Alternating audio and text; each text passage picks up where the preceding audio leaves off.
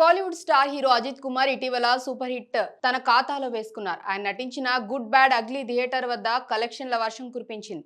అదిక్ రవిచంద్రన్ దర్శకత్వం వహించిన ఈ సినిమాను టాలీవుడ్ నిర్మాణ సంస్థ మైత్రి మూవీ మేకర్స్ నిర్మించింది. ఏప్రిల్ 10న విడుదలైన గుడ్ బ్యాడ్ అగ్లీకి మొదటి రోజే పాజిటివ్ టాక్ రావడంతో బాక్సాఫీస్ వద్ద 200 కోట్లకు పైగా వసూళ్లు రాబట్టింది. విదాము యాతి ఫెయిల్యూర్ తర్వాత వచ్చిన ఈ సినిమా సూపర్ హిట్ గా నిలిచింది.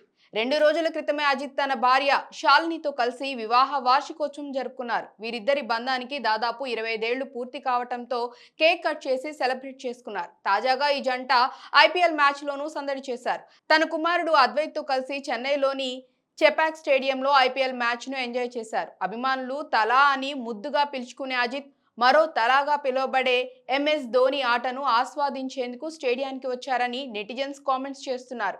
అతని కొడుకు అద్వైత్ తన ఒడిలో కూర్చోబెట్టుకొని మ్యాచ్ ను ఆసక్తిగా తిలకించారు.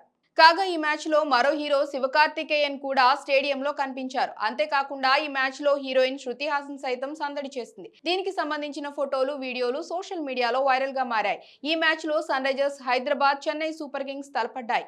అయితే ఈ సినిమాలతో పాటు రేసింగ్ లోనూ అజిత్ కుమార్ యాక్టివ్ గా ఉంటున్న సంగతి తెలిసిందే. ఇటీవలే ఆయన టీం బెల్జియంలో జరిగిన కార్ రేస్ లో 2వ స్థానంలో నిలిచింది. ఇలాంటి మరిన్ని వీడియోస్ కోసం లైక్ చేయండి, తప్పకుండా సబ్స్క్రైబ్ చేయండి.